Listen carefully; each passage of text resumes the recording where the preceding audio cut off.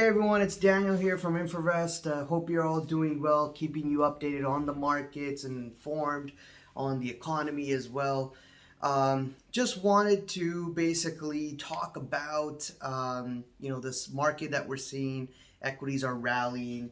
When I take a look here, the S&P 500, it's come down a little bit.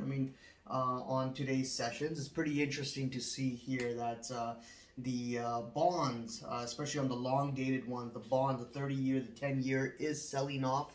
We're seeing yields move up, and that basically brings up mortgage yields higher. The 30-year yield is also creeping up a bit, so that could be the reason why we might be seeing a little bit of a scare here in the equity markets. But after yesterday's CPI report, we are still high at levels in the S&P around 4231. Nasdaq's around 13,418 as we speak. Russell 2000 at 1985, and then Dow Jones 33,446 around there. Now for oil, it is creeping up a little bit here around $93. The euro went up, came back a bit, picking up a little bit as well as the dollar is moving against that. What can we say about today's action and yesterday's action on CPI report? Now, you can get a rally and a continuation of a rally in this market. You basically can get some sort of let's say a bear market rally like we're seeing today. Now it has overextended for sure, and especially when you look at Nasdaq and S&P, if you look at the daily charts, it has broken above the top resistance channel that's been following for quite some time. And when I look at also here the yield curve is now steepening after that CPI report. So we're seeing that the yields are moving up higher on the long end, and the short end is moving down. So there's a little bit of a readjustment there. It steepens after hitting kind of this low of about, we're talking about the 10 to 2 year around minus 0.5%. So, what does this all mean? Does this mean that we're going to continue to rally? Does this mean that the bear market is over? We're in August, and we still need enough data, enough time to figure out what's happening here in terms of also this next CPI report. Now, what's very interesting is that you're getting a lot of Fed members coming out saying that don't think that this is over. We still need to fight inflation, and we still need to see over and over again a lot of CPI reports and inflation reports come off, right? And I talked about this in my previous previous video, where I talked about inflation coming off lower, and I believe I also talked about in my previous videos as well about this average inflation target, right? This AIT.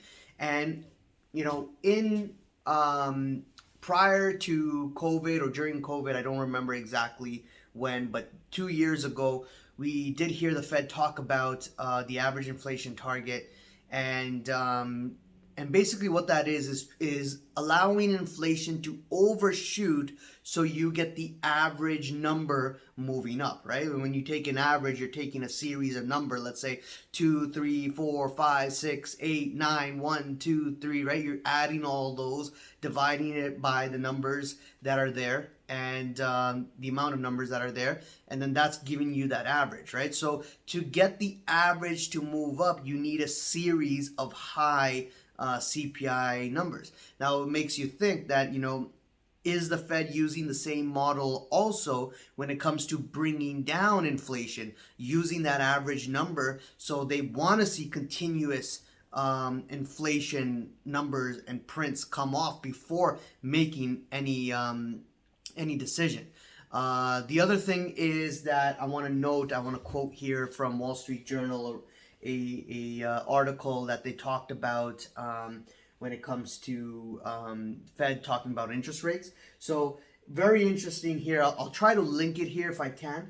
if I find that article. But basically it says that inflation diminished last summer and then turned right around and then went back up, Mr. Powell said at the June news conference.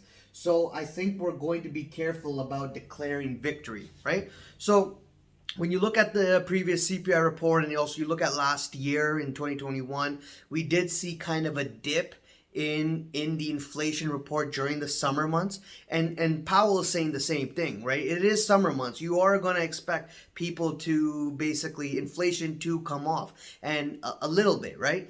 And like we've seen in yesterday's report, the number came in at 8.5% versus the 8.7%, and previous number before that was 9.1% year over year headline CPI number, right? So if that number, will it pick up next month? I mean, it can still dip, it can still be at the same level.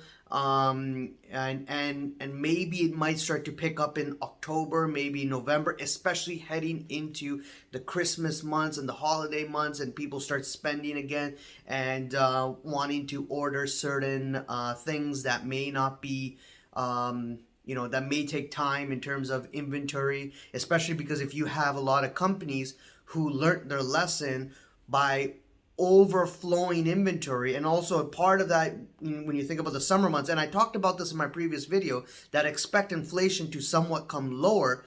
Whoa, the camera just went completely bright because of the sun. But anyways, so I talked about this in my previous video, where inflation basically you can expect it to come off lower because you had a lot of retailers like Target and Walmart. They all came out and they basically said that, hey, guess what? We ordered too much. We have excess inventory. We're putting out discounts now on these inventory because we want to get this off our shelves. So yes, that has an effect on the inventory and the prices in the markets, as you have retailers kind of lowering the prices, which feeds into the CPI report, and that's why we're seeing during the summer months prices to come down. And I mentioned that in a couple of videos ago about this phenomenon. It's called the bullwhip effect, right? And now what can happen next is, as this inventory, because now the real retailers are not going to go and buy excess inventory now because they've got so much of it and they need to get rid of it. But as the consumer inflation expectation starts to lower, right? As consumers start to see things around and may see oil is coming lower, gas is coming lower, gasoline is coming lower, they may start to be a little bit more optimistic about going, markets and spending and inflation going forward. The equity markets are moving up higher. You can probably expect, demand to come back and creep in, especially as the holiday season starts to come in. And then that might feed into the CPI and the inflation report come in October, November. And especially when you got Thanksgiving, holidays, and all of that, more spending to do, planning for Christmas and whatnot. And also the most important part, the supply side, which maybe the retailers may have excess of and maybe not be ordering as much as they did previously.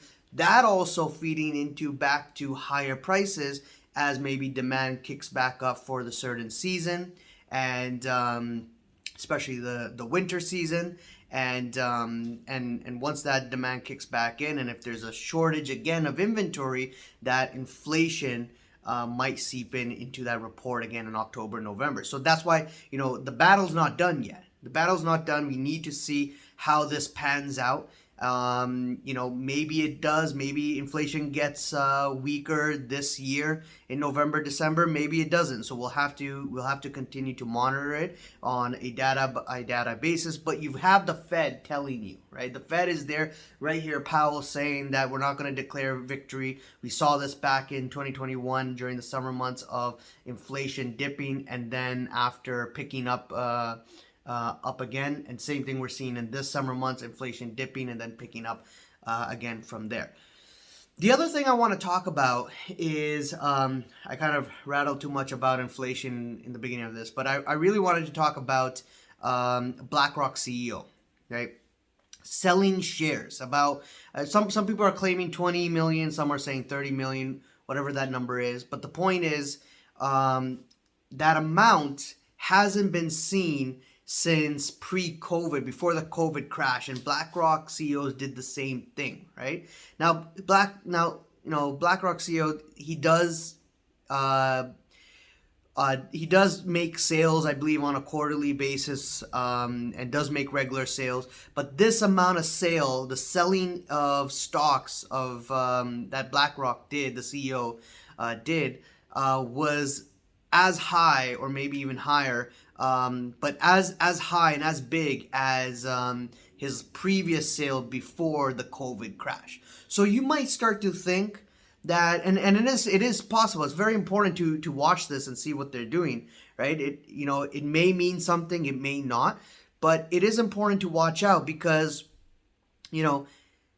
like we've seen back in 2020, I'm not trying to get into conspiracy theory and all that. And actually, it's not conspiracy theory, because it was a fact that after COVID, a lot of reports came out that even certain central bank members, Federal Reserve members, and top executive level CEOs sold their stocks, sold their shares, sold their equity positions, because they got the news first that this virus, this COVID, is going to completely disrupt the stock market, and businesses and the economy can get into a recession, which caused BlackRock CEO and many of these other top level executives to sell their positions in cash, wait for the bottom to buy that dip again, right?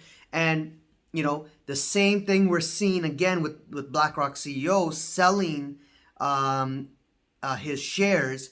And you might think that if BlackRock CEO is doing this, there's probably also other fund managers and hedge funds out there who are using this rally to get out of their position, to exit out of their position.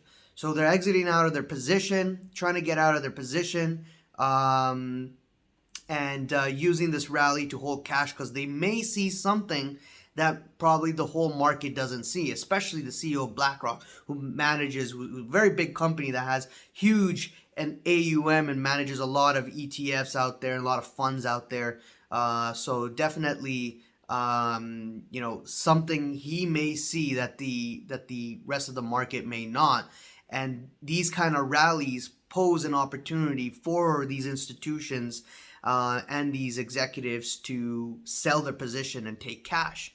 And it is possible, right? We did see something similar like this during COVID, or pre-COVID actually, where the Federal Reserve started to cut rates in a time where the market was fine, jobs were fine, and their excuse was there was some sort of liquidity crunch, and also they want to prolong this growth that we've been having, and started to cut rates, and the stock market started to continue to rally.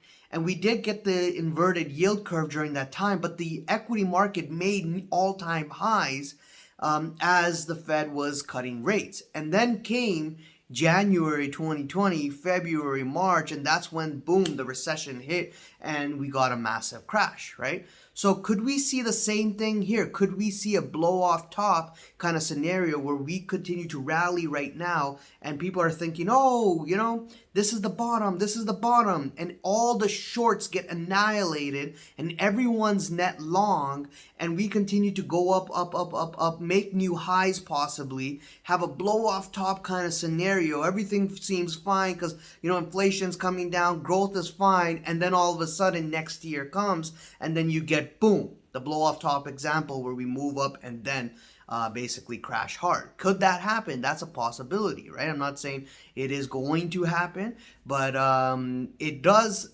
it does feel a little like to that scenario that we've seen in 2020, and that also you might have seen back in other crashes like 2008 and 2000, where markets continue to rally and everything's fine. People shrug it off, and then when everyone is on that same camp, that's when I believe that it poses the big risk where then everyone who's long end up panic selling because they went long and the prices, you know, the prices, either, a couple of things. Either they bought at prices when, if let's say hypothetically stocks end up moving higher, close to all-time highs, and if they end up purchasing at those levels, at very high levels, and start chasing the market, then sure, if that blow off top example happens and the markets reverse completely, then you can expect that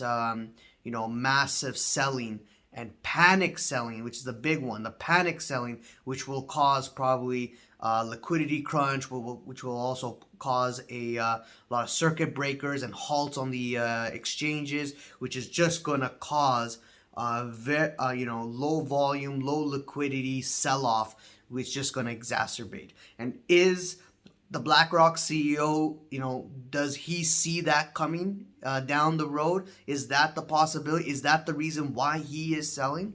We'll have to see. We'll have to wait and we'll have to see. Anyways, leave a comment below. Let me know what you guys think, and I'll see you around. Cheers. Bye.